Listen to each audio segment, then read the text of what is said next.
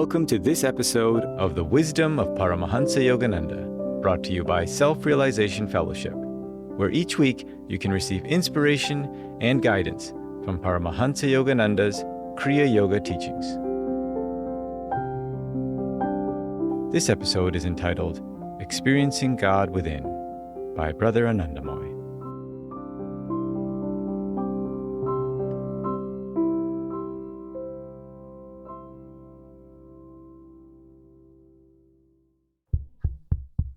Those of you who know me, this is normal.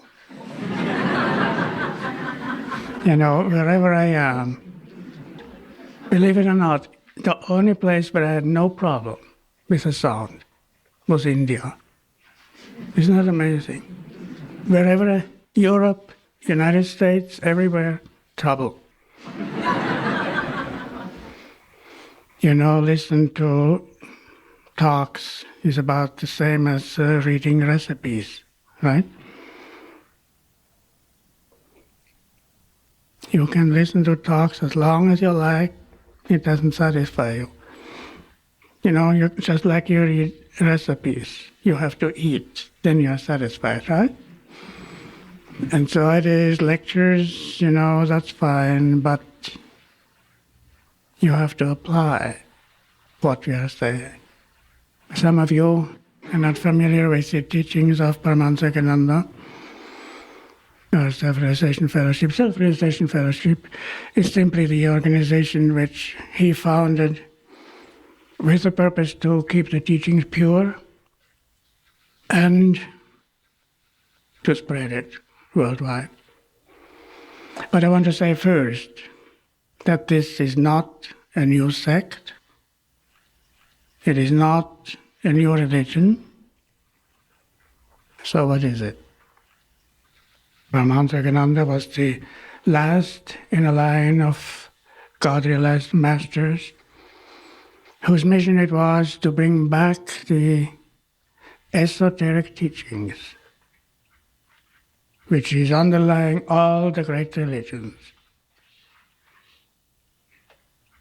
And that teaching, that esoteric teaching, was lost in the Dark Ages.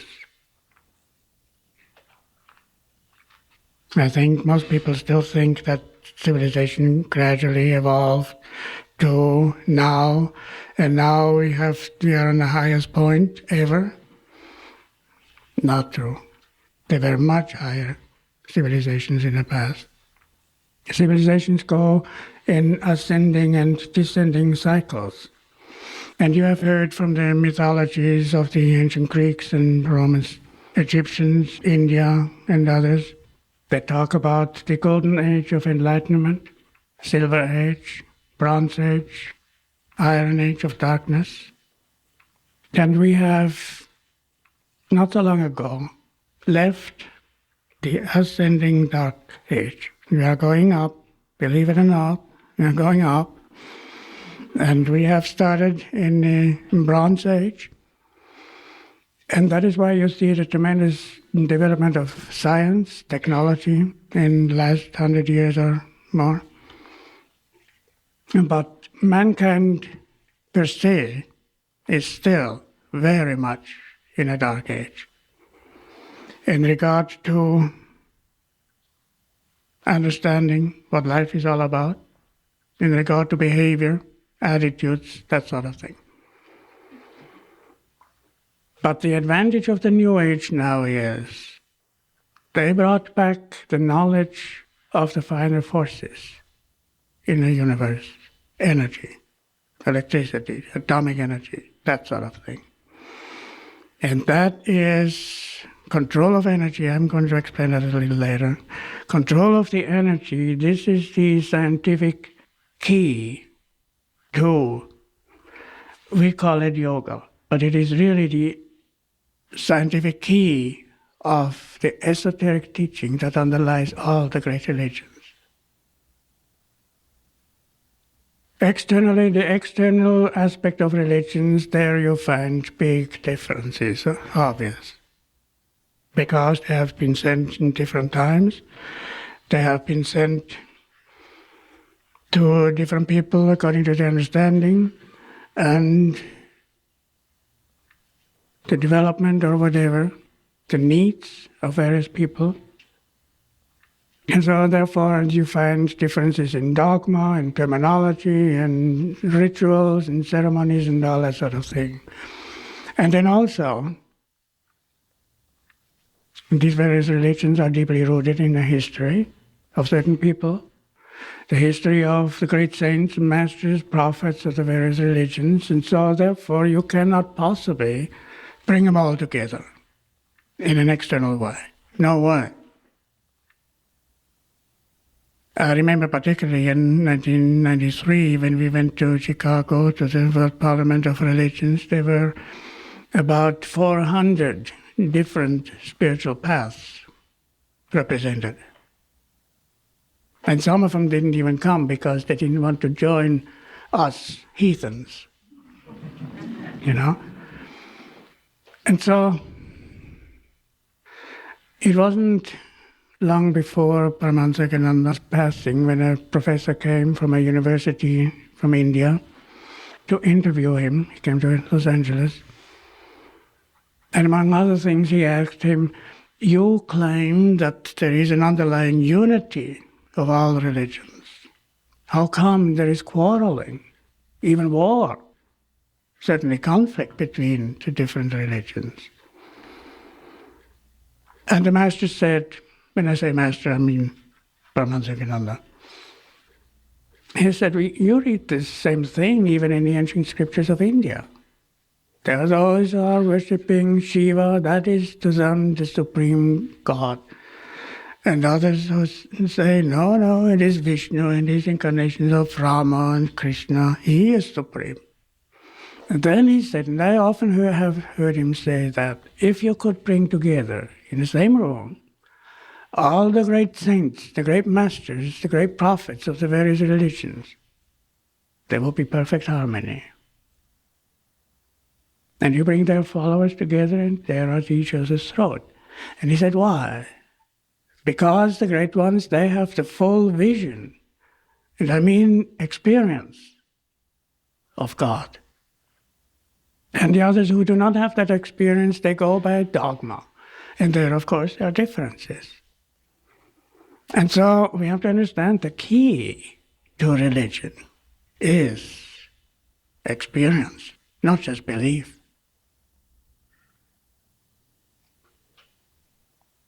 Paramahansa Yogananda used to say, your religion has to be something compelling. So that it's not just a 1 hour a week affair and the rest of it, forget about religion. He said it has to be compelling. And he didn't mean it in the sense of compelling that you're afraid that if you don't practice, you go to hell. It's a little different, you know. There was one time a man came to the master and asked him, is there really such a thing as hell? And the master's eyes were dancing with laughter. He said, where do you think you are now? This is it. Believe it or not. There's mortal consciousness, and the idea that this body and this material world, this is the ultimate reality. In India, they call that Maya, delusion. He meant, when he said compelling, he meant it in a sense of, if you have a strong desire for something, that is a compelling force for you, isn't it? Because it compels you to do everything possible to fulfill that desire. He meant it in that way. And now we come gradually to the essence, the fundamental point, not only of religion, but life. What do you want? What do you want from life? Did you ever sit down and ask deeply, what do I want? And then when you ask different people, most likely you will get different answers, right? Because people are different. Some say, I want money. and everything that money can buy. The person that has poor health may think, I want health. Another one wants fame. Another one, or two other ones may think, I want to become President of the United States, right? Spend millions of dollars. That's the only thing they think about. I want to become president. But it's not enough. Now you think about it. Person who wants to become President of the United States, what is that? Compared to the size of the universe, billions of galaxies. And how long does it last? 4 years? 8 years? What is that compared to eternity? It's peanuts, isn't it? It's less than peanuts. But they're not thinking that way because most people don't. It's all right if they run for president. That's part of the show, the cosmic drama. But we have to go deeper. And most people do not go below that superficial aim or desire. We have to go deeper. And then we come to the source, not only of life, but of religion, in a practical sense. And there you come to then two things that every single human being maybe doesn't want yet. They're still thinking of the surface. But they will not have peace until they have those two things. And these are like two sides of a coin. Number one, I tell you what you want, okay? What you need. You will have no peace until you have it. Number one, you want to be free from suffering. Because suffering, we all know, we have all experienced that. You want to be free. Not just for a little bit, but once and for all. Now let's go into that. I want to show you this is in all the various scriptures of the various religions. Krishna said in the Bhagavad Gita, get away from the ocean of suffering. Jesus said, in this world you have tribulations, that's suffering. But be of good cheer because I have overcome the world. And that is not understood yet, I think, by most people. What he meant by that. Those great ones, they're not saying, look at me, I am different, I am supreme, and I am perfect, and you are, No. Those great ones, they came as examples. And they say, come on, I show you the way, and you can attain the same state of consciousness that I have. Buddha said suffering exists. There's a cause for suffering. That cause can be removed. And then he boiled it down to one thing. What is the cause? Desire. As long as you have unfulfilled desires, you have no peace. That's a state of suffering. It's not complete. So now what do we want? That's the other side of the coin. What is the strongest instinct in man? Self-preservation, right? Nobody wants to die. You don't want to die. That's the deep-seated desire. We want eternal existence. And not just eternal existence. We want that existence to be blissful. That's higher than the ordinary joys or sense pleasures and elations, intellectual and emotional elations, and all that sort of thing. That is supreme, that is beyond. That is not a joy which goes away. That is supreme bliss which is ever increasing, eternal, infinite. Most people do not think big enough, but that's it. That's it. That's what we want. And they have in India, they have a name for that, Satchitananda. And that's the name of God. God consciousness is infinite bliss consciousness. And we are part of God. The soul is part of God. The soul is God within. We will not rest until we have that.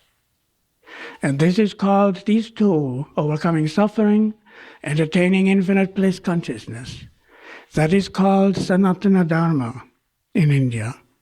And that means the eternal religion. And that's usually the name given to Hinduism, but it is the essence of all the great religions in the world. Now, comes the point, how do you get that? Isn't it? That becomes, it's a practical thing.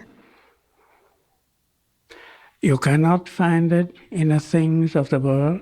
That's a tough one. Or outer conditions. You cannot find it there. And that's a tough one because everybody is seeking fulfillment outside, isn't it? In the things of the world, conditions. You cannot find it there. Why? Because this creation is built on the principle of duality. Science says that there is no single force in the universe. It's contrast. You cannot have manifestation unless there is duality. And so you have, in this world, with your human experience, pleasure and pain, birth and death. You read it in the Bible. It's there. Isaiah, God speaking through the script, prophet, says, I form the light and create darkness. I make peace and create evil. I, the Lord, do all these things. In order to have a creation, he had to create duality.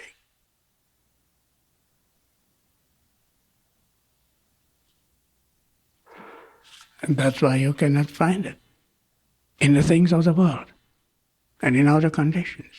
It's duality. So what is the solution?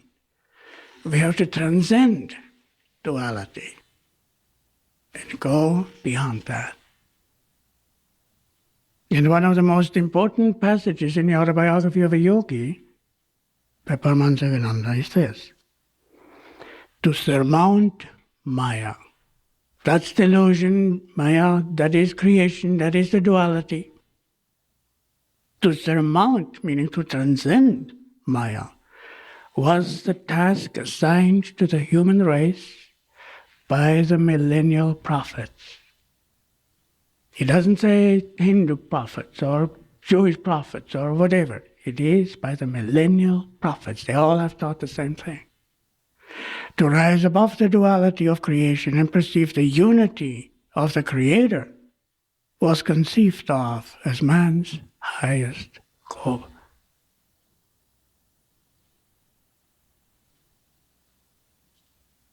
Now think about this.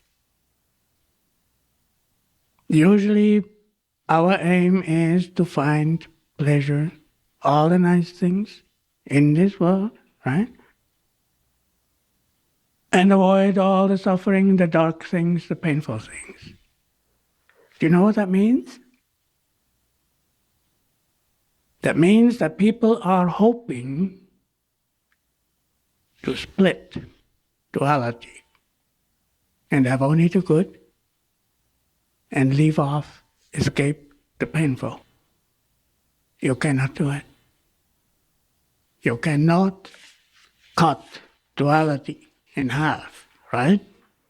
Not possible. So where do you find it?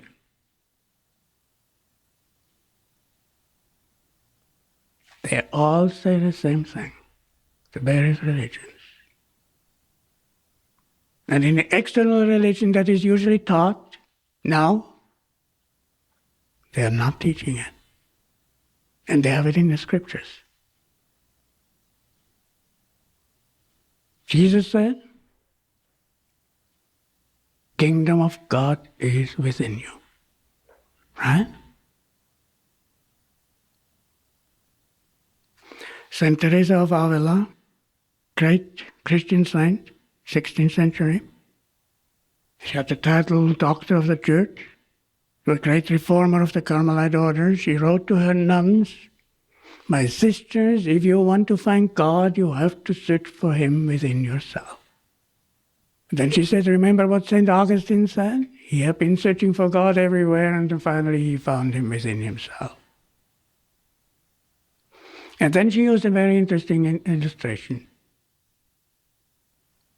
She said, like a turtle withdraws its limbs into the shell, so you have to withdraw your faculties within, and there you find it. That's strictly yoga. Because Krishna in the Bhagavad Gita says exactly the same thing, uses the same illustration of the turtle, withdrawing the faculties within. And there it is. Not the infinite yet, the soul. And knowing the soul comes then automatically oneness with the infinite. That's yoga. Yoga means union, and implied is union between your soul and the infinite. What is the greatest commandment in the Bible? Old Testament, New Testament. Love God with all your heart, all your mind, all your soul, all your strength, right? That is in one sentence, the whole principle of Raja Yoga. I'm not talking about Hatha Yoga, standing on your head and putting your leg in a body in a pretzel and all that sort of thing. I mean, that's okay, but I'm not talking about that. I'm talking about Raja Yoga, the science, which eventually leads to Samadhi. Samadhi means union with God. And Samadhi literally means to direct together.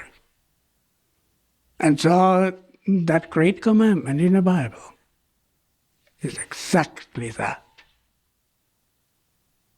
And love God with all your strength. Today yet, they do not know what it means. They do not know what it means. It means energy. It means energy. And the principle is very simple, you know.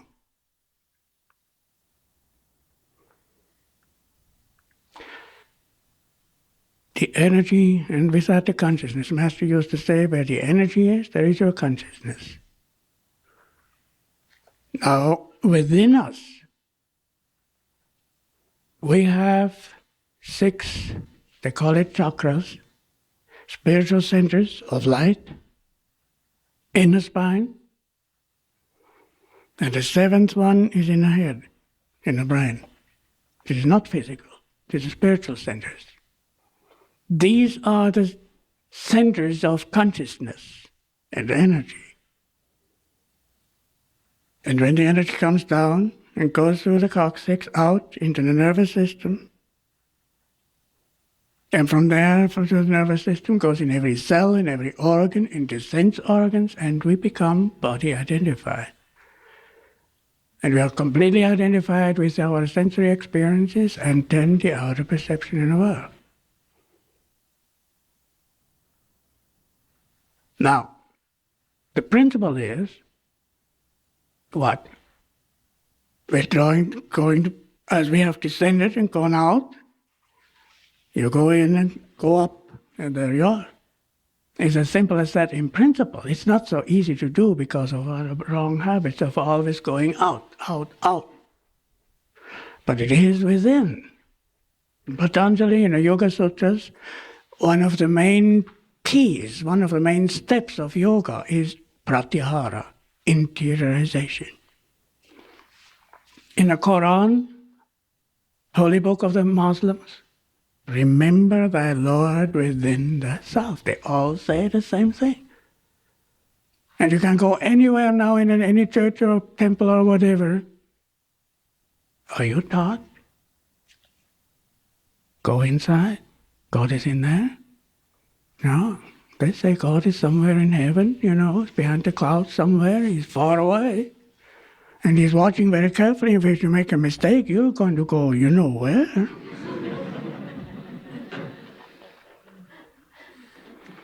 And so now I'm going to show you how this whole principle is in the Bible. But before I go into that, I want to talk about something else.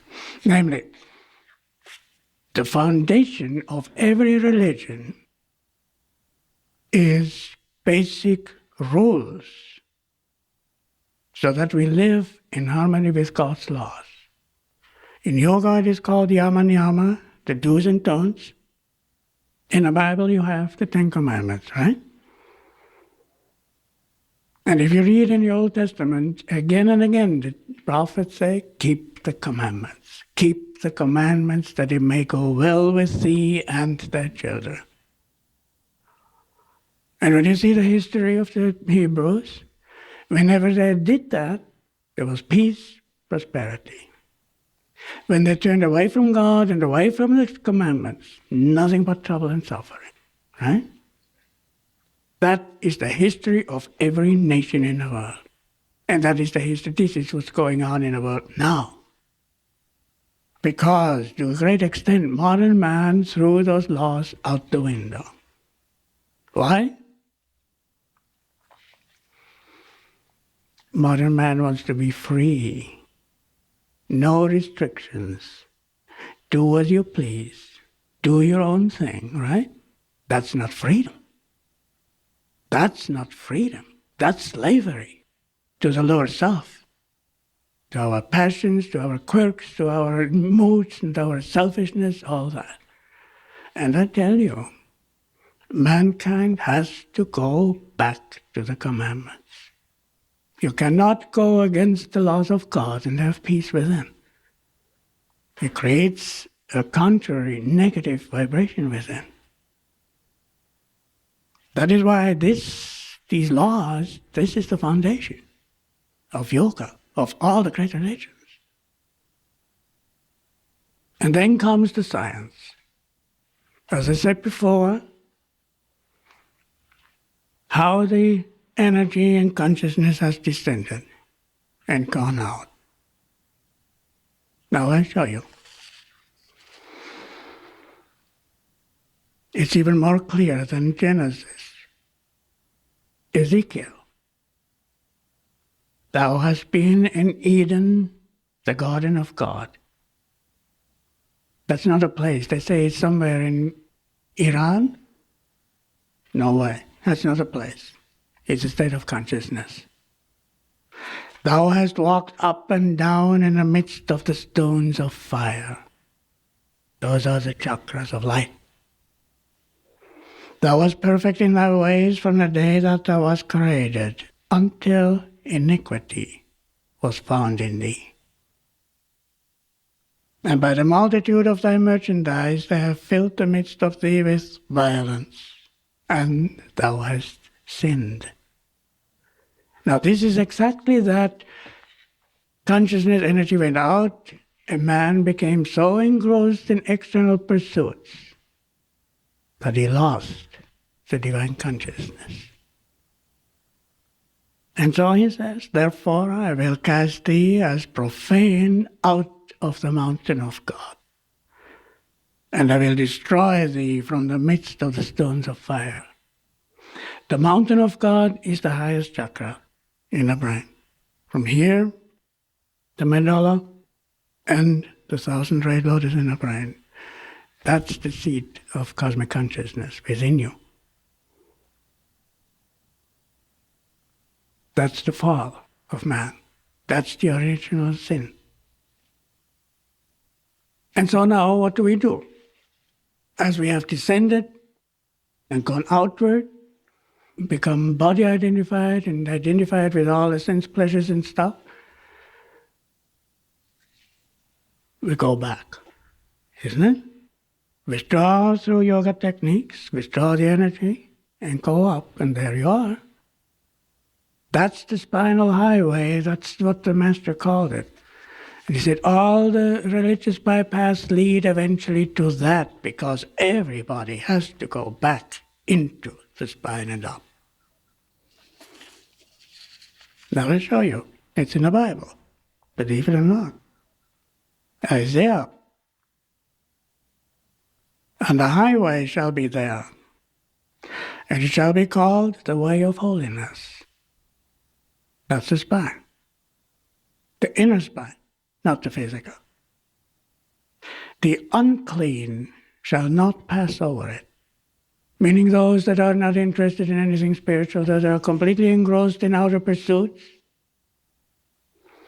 But the wayfaring man, though fools, St. Francis was called a fool by the whole population there in Assisi when he started his search for God.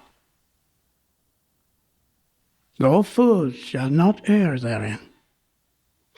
No lion shall be there, nor any ravenous beast shall go up thereon. But the ransomed of the Lord shall return and come to Zion. Zion is another name for the holy mountain, 1,000 ray lotus, with songs and everlasting joy upon their heads.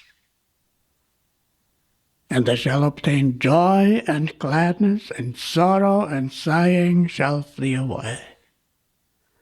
And there you have it. If you understand this, the symbolic language, Sanatana Dharma. Sorrow and sighing shall flee away. Suffering eliminated. And eternal joy, bliss consciousness. Give you another one, also Isaiah. And in his mountain shall the Lord of hosts make unto all people a feast of fat things. Now he's talking, what people usually, what they think, what is joy? It's a good meal, right? So, a feast of fat things, a feast of wines on the lees, of fat things full of marrow, and wines on a lees well refined. What is that wine? We have a book by that title, The Wine of the Mystic. They call it that way. It is the bliss of God. Just like in the Bible, the disciples of Jesus, when they had received the Holy Ghost, they were like drunken men. It is that bliss consciousness. And he will destroy in this mountain the face of the covering cast over all people, and the veil that is spread over all nations. What is that covering? What is that veil? You find it in the Bhagavad Gita. It is delusion, that you think this material world and your physical body is the only reality, that there is nothing else. And he will swallow up death in victory. And the Lord God will wipe away tears from off all faces. There again, mortal consciousness is gone, eternal life. Death is conquered.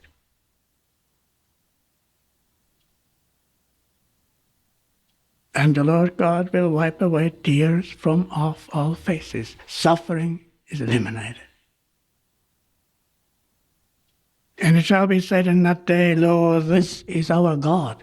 That means experience of God. We have waited for him. We will be glad and rejoice in his salvation. It's the whole story. The science of yoga.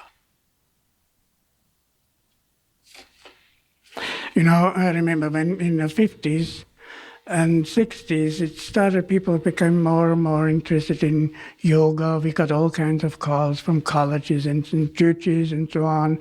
Could you send somebody to give us a lecture on yoga? it was not really understood yet, and it was really not taken seriously. It was more like a novelty or as a form of entertainment. And we went to colleges, we gave lectures and so on. And one call came from the Jewish community in Los Angeles. Could you send somebody to bring us and give us a lecture on yoga? And so I went. What did that take? Nothing but the Jewish prophets. Showed the whole thing is there. And I tell you, that was a very attentive audience. And afterwards people came to me and, asked some questions. And one lady said, what you people are teaching is actually our Jewish religion, isn't it? And I said, you are absolutely right. It's the essence, it's the esoteric teaching of Judaism. But not only Judaism, it's the esoteric teaching of Christianity and Hinduism and whatever. It's there. It's there. Now, with all this, I do not mean to say that you should neglect your outer duties, your outer life. But this earth is a school. Most people don't know that. The Master used to say, this is not the kingdom of heaven. It's school. And our outer life, our outer duties also are part of the spiritual discipline. That if we do it in harmony with God's laws. And that is why the Master said, our spiritual and material duties should work together. Like two stallions pulling the car of life harmoniously and uniformly to one happy goal. And I remember, I came to America after the World War. I got an invitation to study with Frank Lloyd Wright, who was at that time the king of architecture. And we were, in this community, we were about 60 architects and students from all over the world. It was a very interesting experience because some of the people have been fighting on the battlefields against each other. And there they were together, community. And on Sunday, we didn't call it church. But we were together, community breakfast, and Frank Lloyd Wright was there, and after we had our breakfast, he talked about philosophy, about architecture and art, and so on. And one student one time asked him, what if I don't become a great architect? Then what? And Frank Lloyd Wright said, well, no problem. You come back and try again. He believed in reincarnation. And I thought, is he happy? Because by that time I had read the autobiography of a yogi and Science of Religion by Paramahansa Yogananda, and I knew, according to what he said, you cannot find absolute fulfillment in anything in this world, including fame and all that sort of thing. And Frank Lloyd Wright, he celebrated his 80th birthday while I was there. And he was still on the peak of his creative ability. And you should have seen telegrams, letters, honorary degrees came in from different universities from around the world. Big celebration. And he was a great man. Great genius, creative. And I watched him like a hawk. Watched him. Is he really happy? Fully happy? Totally satisfied? And one day he let it out. Still frustrated. Still frustrated. And I thought, that was one of my greatest experiences of seeing that no matter what peak you reach, outwardly speaking, it is not enough.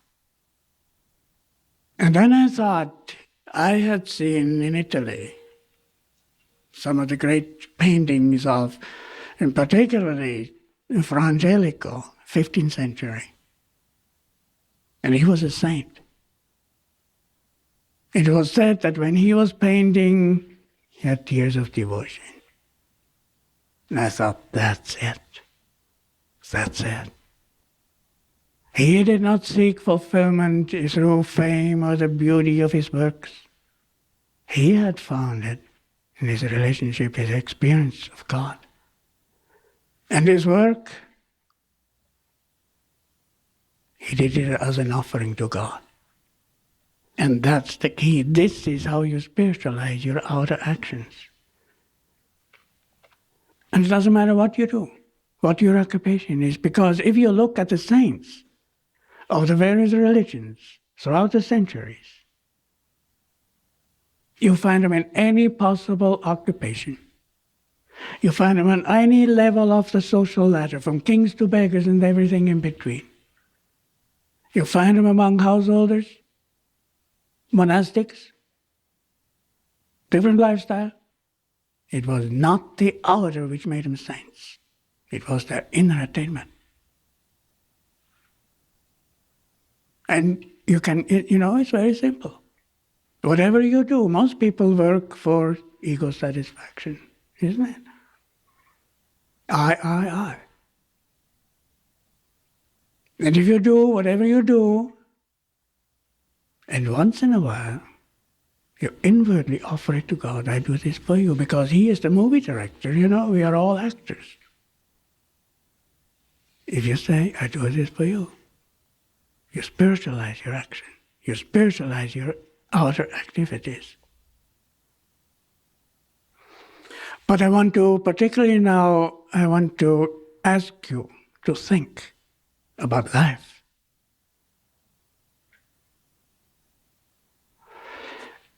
You have heard, possibly, of a very famous woman, Dr. Elizabeth Kubler-Ross.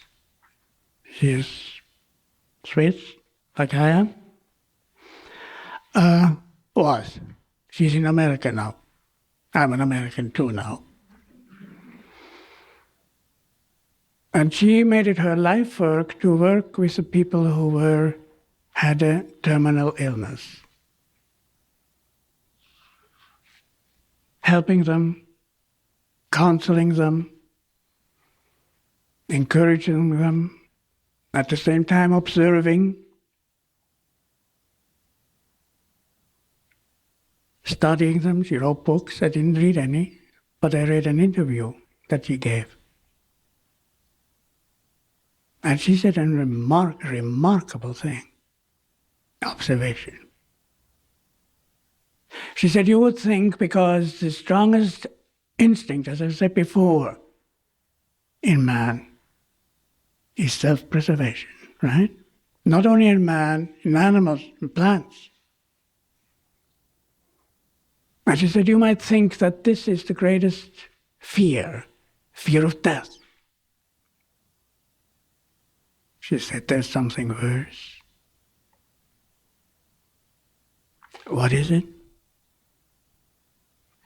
The feeling at the end of life, I have not really lived. I have not really lived. And it is so that they feel I came into this world and they wanted to accomplish something, and sure, everybody is busy with career, family, all sorts of things.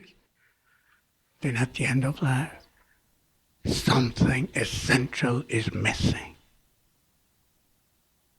I have not really lived. And they don't know what it is.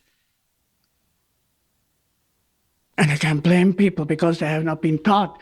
Those that should know and should teach it do not know. We are not physical beings. We're children of God. And there is a spiritual dimension which is neglected. And I know, because every once in a while somebody from our members or whatever writes to us or comes and talks for consultation and says, I feel I have a mission to fulfill. And I think in terms of external mission. And we say, you're right. You have a mission to fulfill. And the greatest mission is to find God. And we do not mean this in a sense of, it is usually used in the sense of believing God. I mean experience of God. And so we have to think about that, deeply. Why am I here?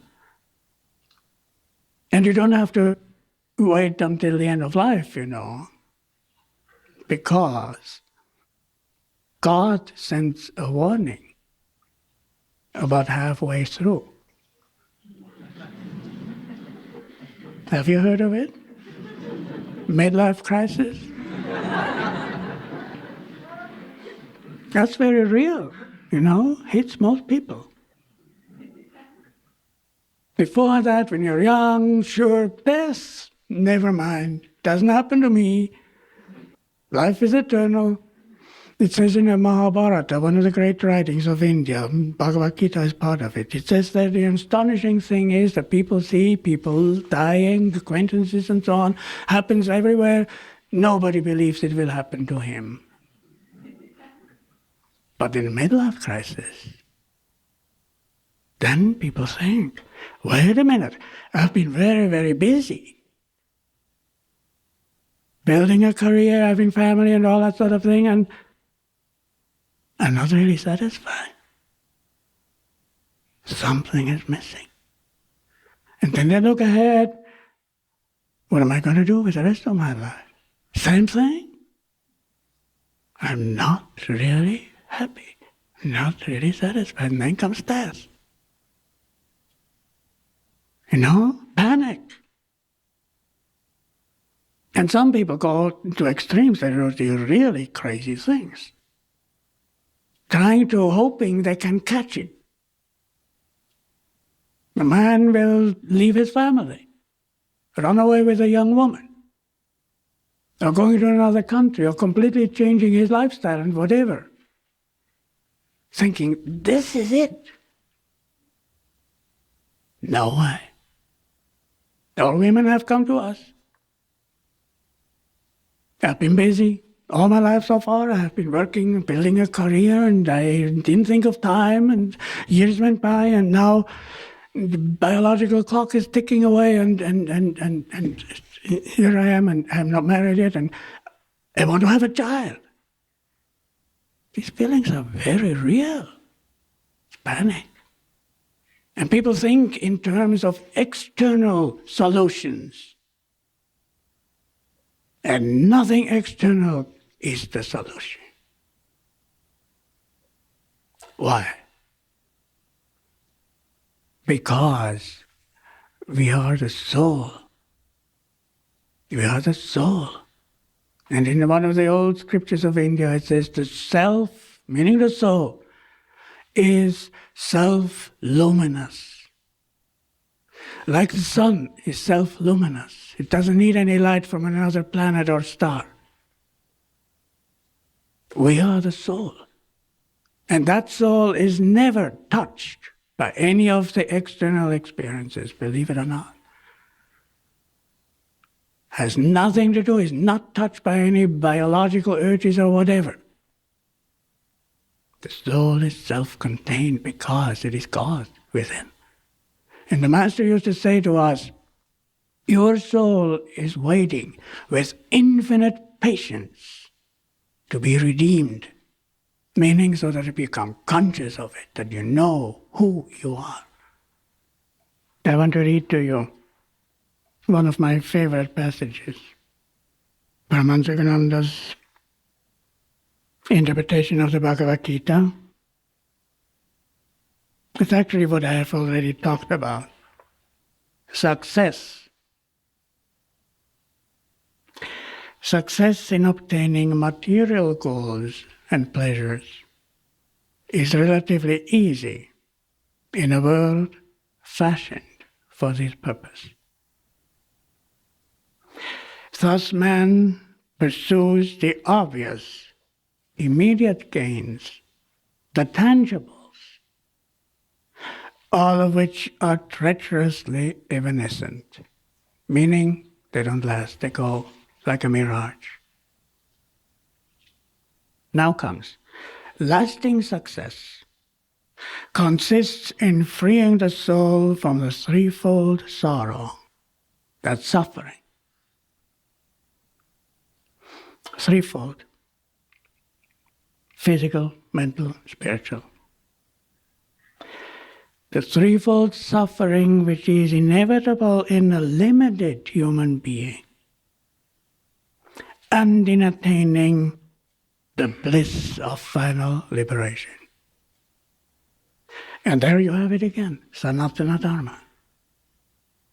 Overcoming of suffering, attaining eternal bliss. That's it. Keep this in mind. That's it. And because that is where yoga comes in. Of learning to go within and to become still. Not making the mind a blank, but being deeply concentrated, absorbed in meditation in the presence of God within. It says in the Bible, 46th Psalm, be still and know that I am God. That's yoga. That is the definition. Patanjali's Yoga Sutras. He gives the definition of yoga. Stilling the waves of consciousness. What causes the waves? Energy activating the instruments. Withdrawing the energy, stilling the faculties, and there it is. Soul consciousness. And that is why Paramahansa Yogananda said, your real nature is calmness. You have put on a mask of restlessness, but you're not that mask. You're pure, calm spirit. It is time you remember who you are, the blessed soul. Take off the mask and face yourself, meaning go in through meditation inside into inner stillness. Now, he used to say to us, when you get up in the morning and you look in a mirror and what you see in a mirror, he said, that is not the image of God. That is the image of worry and mortal consciousness. But people think, this is the Maya, this is the suggestion, this is you. And then, depending on what you are, outwardly speaking, if you're a man, you think, I'm a man. And if you're a woman, you see a woman's face in there and you think, I am a woman. And then you go a little further and you think, I am black, or I am white, or I'm oriental, or whatever. And it's not true. It's a lie. This is only the mask which you have put on to play this particular role in the drama of life. Now, this life. It's only the mask. I call it the package. You know why? Because inside of the package is the soul. That's the diamond of the soul. The package is going to go, right? We all have the experience. The body changes. Eventually it gets old and it dies. Now, but you're not the package. You're the soul. The soul is eternal life. That's the true self. So when death comes, if a person has been meditating and he has have the experience of something deeper than just the body, death, no problem, because you're not going to die. But if a person thinks of only he is the body, and death comes, that's a terrible experience, because you think you're dying. You're not. You are not dead when you take your clothes off, right? We are the soul. The life that we have, that we think is the body. The body is just an empty shell. Inside the body, the life that we have is first of all the soul, then it's the causal body, then it's the spiritual body, the astral body, body of light. When the body drops, no problem. It's just good riddance, of the body. If you know about people who have had near-death experiences, they died, they left the body, They were on the other side, and then later on they were revived. They had to come back, and most of them didn't want to come back. They said it was wonderful to be get rid of body. On the other side, some of it, mostly it is young women who had little children. They wanted to come back because they felt I have to take care of my children. But usually the other ones, they didn't want to come back. In fact, there was one of them, there was a doctor, and a friend of his, doctor friend, revived him. And when he was revived, he said, "Carl, don't you do that ever to me." He was as angry as could be, and he said, "What do you mean? I brought you back to life." Then later on he explained, "I was on the other side. It was so wonderful over there. I didn't want to come back. You brought me back." And so, think about that. Think about what you are. I mean, in America, people are usually practical people. You are not dreaming of investing your money, all your money, in something where you know it's going to be lost, right? But when it comes to life itself, most people do exactly that. They invest everything, all the work, all the thoughts and emotions, everything in a package. And you know the package is going to go. In fact, your loved ones have to take and give money to somebody to dispose of it. No, I mean, think about it, what I said. It's not what I say, it's what Paramahansa Yogananda taught. What life is all about. And the bliss consciousness, I tell you, and just tell a little story. The first time I saw him, he had given a Sunday service. After Sunday service, just a little temple. And after the service, most people went to him and to greet him. And when I stood in front of him, he didn't say a word. I didn't say a word. He just took my hand. And the moment he touched me, I was drunk. And completely drunk. Now that was the real stuff. That was the wine of the mystics, That was not,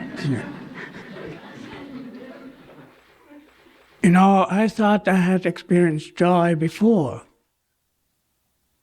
Then I knew. He talked about bliss consciousness. I knew. He gave me just a little more than I could hold. Unbelievable. Bliss. First time, had a little touch of bliss. And I walked out, I was completely drunk. I couldn't walk straight, I was like this, Not only that, I was alone, and I couldn't contain it. I laughed loud out, just completely drunk. And people in the street, they were utterly disgusted. They shook their heads and went way out of my way. I didn't care. It took me several hours to simmer down. So that was the first experience. The second experience was when I had an interview with him. And he asked me questions about my studies and about my life and all that sort of thing. And I saw that the way he phrased the questions, I knew he didn't need any information. He knew me better than I did. And that is a remarkable experience. I can tell you, if somebody knows you completely, no ordinary human being can do that. And that can be, if somebody knows everything about you, all your mistakes you have made and everything. But there was more. There was understanding. No judgment. It was understanding. And unconditional love. And that is a combination, you cannot find this in the world. You read in the scriptures sometimes that God is an angry God and God is a judge and all that sort of thing. That's not true. This is a very crude language expressed a reference to the law of karma, cause and effect. As he sows, so shall he reap. God doesn't judge. We judge ourselves. He created law, had to, in order to keep everything in balance. In the Bible. When it talks about the last judgment, oh yes, it exists, but it is not a final judgment. It is at the end of life. Each person has a review of life, whole thing. And then comes the idea, are you satisfied with mistakes you made and things like that? Think about it. And that is the judgment which determines whether we have to come back to school, to have a new opportunity to make good, to learn our lessons, which we haven't learned yet. That's the last judgment. But it is not the final condemnation. You come back, oh yes, how? We are here now, believe it or not. We come back compared to the higher spheres, higher planes. But God does not judge. And God cannot be angry. There was a saint, Christian saint, who said that after having visions of God, she said, God cannot be angry. Anger is a perversion. You find this in human beings, not in God. And believe me, if He would be angry, He would wipe you out of existence, right? She said, God is love. God is wisdom. God is compassion. You have to, if you have a wrong concept of God, you have to make adjustments, because you have to have a loving concept of God. Like our president, Sri Dayamata, and she says sometimes, and talks about her experience with God, and she says, I am in love with love, meaning God. And so when meditation comes, you go into that presence and commune with that presence. And if you see nothing, you hear nothing, there's no concept, there's no experience. There was a saint who said, his absence too is one of his manifestations, because God is omnipresent. He cannot be absent. It may seem to be absent, but you are in the light of God right now, all the time. You are embraced by the love of God all the time. But you're not thinking that way. And if you're cultivating that thought, your life changes. You are children of God, not children of matter. Think about it. Right? God bless you. This is the way of greeting in India and some other Eastern countries. You know what it means? I bow to the God within you. God bless you.